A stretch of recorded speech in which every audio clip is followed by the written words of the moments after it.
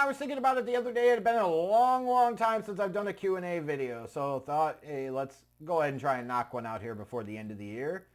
And thanks to all of you that submitted your questions. I won't be able to answer them all in this video, but I'm going to get to as many as I can. So thank you guys for submitting them. Follow me on Twitter if you want to partake in future Q&A videos. I'm going to go ahead and get started though. Football Icon asked, knowing the Bears franchise so well, what do you realistically believe the Bears will do their upcoming offseason, having the high draft picks and high salary cap space once again? Second time around, somehow, some way, they got to come out of this draft with a quarterback, whether it's Ryan Poles as the general manager or somebody else as the general manager, period. You cannot be stupid enough to run it back with Justin Fields in 2024. The salary cap space should primarily be invested on the trenches on the both sides of the damn ball, bar none, period. Their other high draft pick needs to be on a wide receiver. Pretty cut and dry what it needs to be. And overall, the theme of the offseason needs to be the fucking offense. Outside of improving the trenches on the defensive line, and I could certainly argue like you need a free safety replacement for Eddie Jackson. You can't totally ignore the defensive side of the ball. No, you can't do that. But you have to prioritize properly the offensive side of the ball. You know, the antithesis of Bears football. Rosario 24, should my Chargers stay away from Jim Harbaugh? I could see the appeal of this hire for the Chargers. I could see the appeal of this hire for Jim Harbaugh. Probably wants to get back out on the West Coast. Chance to go to the NFL. Chance to come to a place with a clearly established franchise quarterback in Justin Herbert and an organization currently without a general manager, but might allow him some or all personnel control and power. Meanwhile, for the Chargers, they say, here's a proven commodity head coach at the NFL level. Here's a guy with an offense-first mindset. We just fired Brandon Staley, defense guy. Let's go in a different direction. Here's a guy that's going to have a command presence. He's going to, be a fighter and a scrapper. He might rub people the wrong way, but kind of need that right now. Need somebody to take some attention and shine away from the Rams in that city. I personally wouldn't want anything to do with Jim Harbaugh, but I could see why it would make sense for the Chargers, and I certainly could see why it would make sense for Jim Harbaugh. Although at the end of the day, I think Harbaugh would not be the best fit for Justin Herbert, because Harbaugh's thing is kind of maximizing flawed passers versus elevating elite passers, if that makes sense. Dave 123_456 asks, would you rather trade down and draft a quarterback or pick one of the top two quarterbacks in Caleb Williams or Drake May?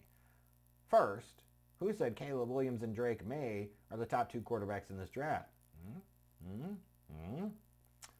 Also, would he rather trade down or draft a quarterback? If you have to, you stay put and you take the quarterback. I prefer, obviously, if they traded down, got a huge package, and figured out how to get another quarterback, right? Like get somebody with that fifth pick, whatever the case might be. Come out of that draft with a quarterback and receiver no matter what in first round. HimT 20001, fucking Twitter handles, man. Assuming the Bears stay with the first and fifth overall pick, what would your ideal scenario for the Bears be? Which picks would you trade away, and which players would you want the Bears to take with those picks? I'd want them to trade back huge from one if it made sense, if it was possible. I would love to see them be able to get themselves, first round picks in the next couple of drafts, a second rounder, a third rounder, like really strengthen your position, maximize the gift that you've been given or given yourself by trading with the Panthers. Get the maximum juice you could out of it. And then it's draft one of the quarterbacks. And then it's draft one of the wide receivers. Zur 1985 said the Bears have until May of 2024 to exercise Justin Fields' fifth-year option. Do you think Ryan Poles should invest in Justin Fields or let him walk? Well, it's not let him walk. It's, do you keep him for 2024 or do you trade him? They need to move on. Especially if Ryan Poles is coming back. Why would he continue to tie himself to a previous regime's quarterback? It just doesn't make any sense. It just doesn't. So you got to move on. The King MOJ, do you think the Bears would have a shot in trading the number one overall pick in a small package to the Chargers for Justin Herbert? No, I think it's a bad deal for both teams. The Chargers trade away Herbert that job becomes a whole hell of a lot less appealing. The Bears trade for Herbert. It certainly would make them a better team than they are right now, but it would also, more significantly limit the flexibility that they had to build a championship team around Justin Herbert, around a quarterback. No, need to find your own young quarterback and figure out how to fucking develop one for a change. Kieran Chase, if the Ravens win the Super Bowl this season, how do you think it will affect the legacies of both John Harbaugh and Lamar Jackson? If the Ravens win the Super Bowl, will we finally find where Ray Lewis's bloody white suit is? You knew I was going to get that in, Karen. How would it affect their legacies? It would be huge. Because you look at John Harbaugh right now, and I'm thinking of legacy in terms of his place in history, specifically the Pro Football Hall of Fame in Canton, Ohio, right? You got a bunch of his peers that have won one Super Bowl, right? You're talking about Sean Payton. You're talking about Pete Carroll. You're talking about Mike Tomlin. You're talking about Sean McVay. A bunch of these guys have won one Super Bowl. What's going to be the differentiator here? Because not all those guys can be in Canton, nor should all of those guys be in Canton. A differentiator, a huge differentiator as a head coach is going to be who wins that second championship. And all of a sudden, John Harbaugh wins a second world title, a second Super Bowl title. He's got something over Carroll. He's got something over Tomlin. He's got something over Payton. He's got something over McVay. So it's huge for him. It could be the difference between him being in the Pro Football Hall of Fame someday or not. And for Lamar Jackson, I think it removes any and all remaining questions about whether or not he's an elite dude. It starts the real conversation about what he's going to have to do to someday be considered a Hall of Famer. It will be significant. It'll be a significant thing for the league, too. Let's not kid ourselves. It would be one of those full circle things. So I look forward to it. When I look at teams that I would like to see win the championship or players I would like to see win the Super Bowl this year, guys like Lamar Jackson and Josh Allen are at the very top of my list. Debates who won. How do I attract women and not being nervous around them? I don't know why you're asking me, the single guy, but I guess here it goes.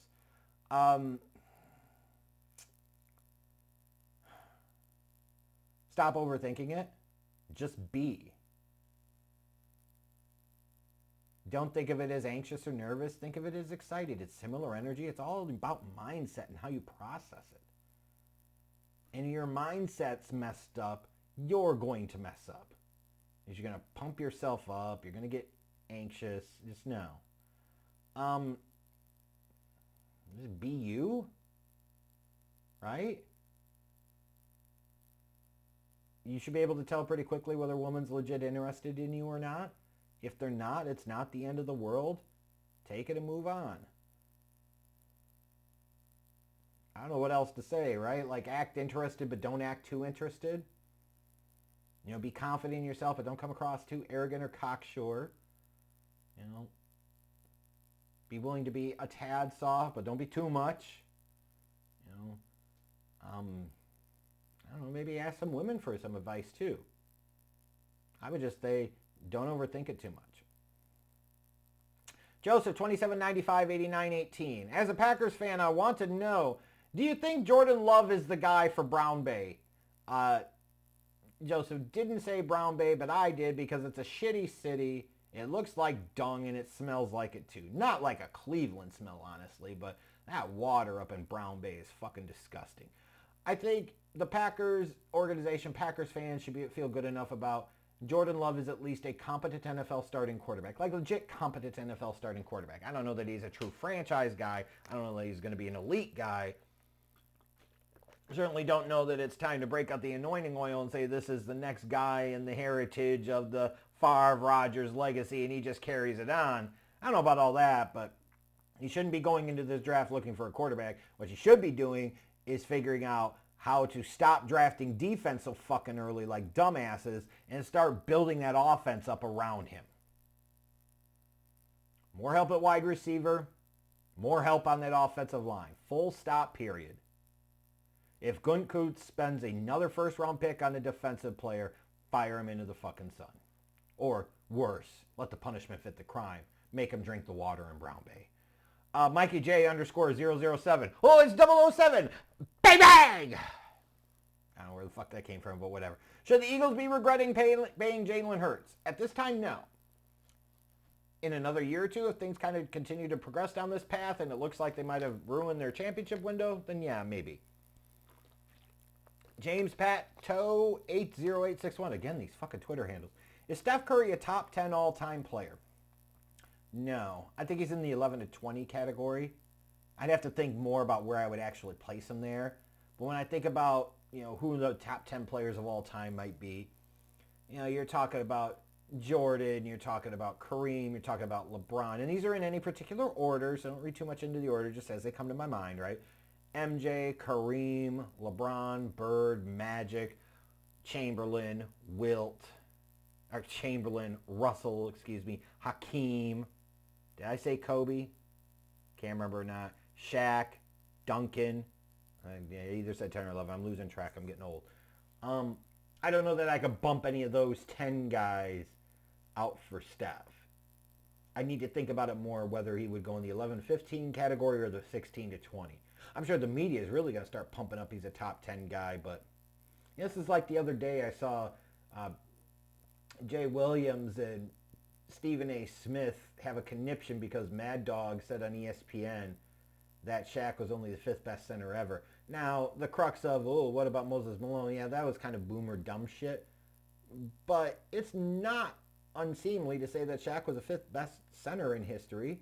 It all depends on perspective. Like, how do you view a Kareem, a Wilt, a Russell, and a Hakeem, and then a Shaq? Right? Just saying. CM fucking Goof. What is your genuine opinion of LeBron James as a player and thoughts on claims that he's better than MJ Kobe? Never heard you speak on the topic, so curious to hear your opinion. I'll probably do some other video about LeBron. I swear I've done some videos about LeBron before. I swear I have. I'm not going to spend a lot of time talking about it now. I respect him. But he's kind of the representation of the modern kind of millennial athlete in both good and bad ways. Like good, he is able to exercise a lot of power, maximize his leverage, do the best things for him.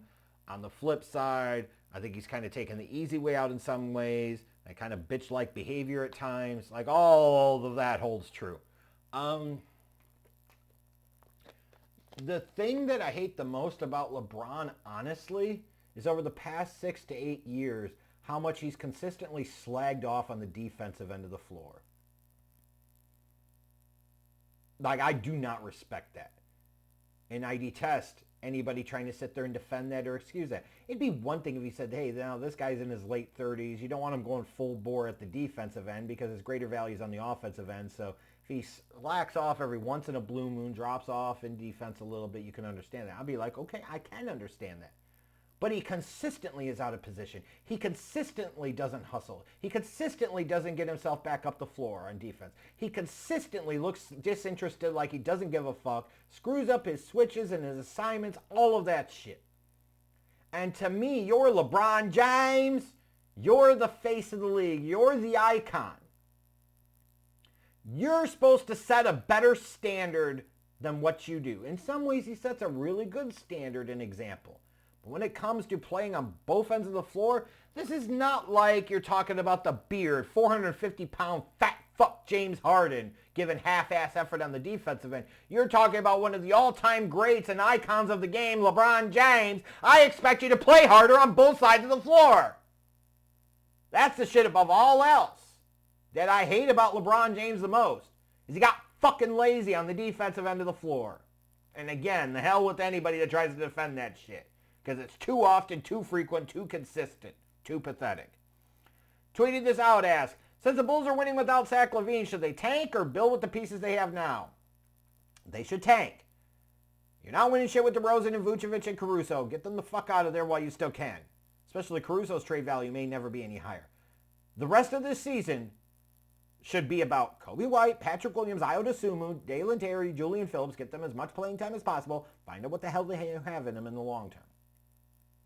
That's it. No, there's no argument to anything else. Now, they might be able to get into the fucking play-in game. They're not going anywhere. Stop that shit. Think big picture. Caleb the Neighbors TD asks, let's pretend the Bears actually do the right thing and clean house. And Goofy George says, yuck, yuck, yuck. Gosh, not on my watch. I love Gogurt. Who would be your ideal trio for general manager, head coach, and quarterback? If Kevin Warren actually cleaned house, the first call to make is to Ozzie Newsome. If Ozzie Newsome says no, then the second call you make is to Ozzie Newsome. And if he says no, then the third call you make is to Ozzie Newsome. And eventually when he tries to block your number, try to place a restraining order on you, then you try to contact him again. And you give him so much money relative to the marketplace, you have ownership equity, pay for all of his shit, pay for his family's shit, pay for his mistress's shit, whatever you got to do. It's Ozzie Newsome. And then you let him choose the head coach, and you let him work with the head coach to determine the quarterback. Like, if you're cleaning house, I'm less concerned about the head coach and quarterback. I'm concerned about the general manager first, because that's where it all starts. And that's where it starts. And if for some particular reason Ozzie Newsome still can't get him, then you go to Rick Smith and you do the same thing. You say, Rick Smith? Here's a guy that drafted Andre Johnson. Here's a guy that drafted J.J. Watt. He drafted a couple of Hall of Famers. I saw him move up to draft a Deshaun Watson, which at the time looked really good. Like, hard to predict some of that off the field shit, right? Especially with the way Deshaun Watson was packaged. But he was a guy early on in Houston. It looked like he was the dude. So I could say in some ways he got the quarterback decision right. So yeah, Ozzie Newsome, Rick Smith, now we're talking. And then the rest figures itself out. Saving Ryan's private. Why did the Packers only win one Super Bowl with Aaron Rodgers? I think that is a perfect example of stubbornness to philosophy and approach for Ted Thompson and later on Brian Gutekunst, and not enough emphasis on the importance of trying to win it all while they could. They refused to go all in. They tried to stick with this very draft-heavy approach to building their roster, which fundamentally isn't a bad thing, which fundamentally is actually a very good thing. However, you have to recognize the game that you're in, and I don't think the past 10 years they really understood the game that they were in. It's called, you've got Rodgers, you've got to sell out, you've got to do what you can, go do it now, stop trying to play it cute, and they tried to play it cute, and it fucking blew up in their face. I guess the offensive infrastructure around Rodgers kind of deteriorated. They kept spending first-round picks on the defense like dumb dicks.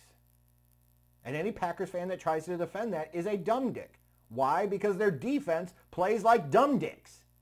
All the shit that they've invested, all the first-round picks they've invested on the defensive side of the ball, all those first-round picks and their defense is still mid as fuck. That's why they only won one title with Aaron Rodgers. Nsipel99 asks, would any of these quarterbacks be Hall of Fame worthy in your mind? Tony Romo, Donovan McNabb, Matt Hasselbeck, Steve McNair, Eli Manning, Phillip Rivers, or Matt Ryan? As I look at that list, Romo's a no. Hasselbeck's a hell no. McNair, no. I would never put Eli Manning in the Hall of Fame. Matt Ryan feels like one of those guys. He puts up really good numbers throughout his career, but he feels like he's more at the top tier of the Hall of Very Good versus the actual Hall of Fame. And then you got Rivers and McNabb.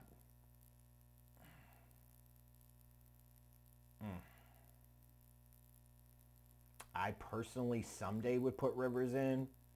I'd like to have more conversation about whether or not McNabb really belongs. But if you wanted to play a little bit smaller Hall and be a little more exclusive, you could easily make an argument that none of these quarterbacks belong in the Hall of Fame. And then MC17 Clark is going to close us out by asking, I remember your video about Jerry Reinsdorf, and yeah, fuck that guy, but my question for you is, what was it like living through the 94 baseball strike? What were your thoughts when it first announced, and how has it affected the sport of baseball overall for everybody? I've never looked at the game the same. I lost a lot of love for baseball after 94. I remember being gutted. Was it August 12, 1994, I think was when the strike started? I said, no. They won't actually risk losing the season, will they? They can't possibly be that stupid. Yes, they were. They can't possibly have a baseball season without a World Series. Oh, yes, they can. It's never been the same for me. And I think in some ways there are more people that lost some love for baseball that they never fully gotten back. I never will. It sucked at the time. It sucks still to this day. Jerry Reinsdorf was on fire. I wouldn't piss on him to save his life because of shit like that. Just saying. Anyways, thanks to all of you that submitted your questions. Again, I enjoyed doing this. I'll have to do more of them in 2024. Take care. I'm out. And oh, by the way, Merry Christmas to all of you.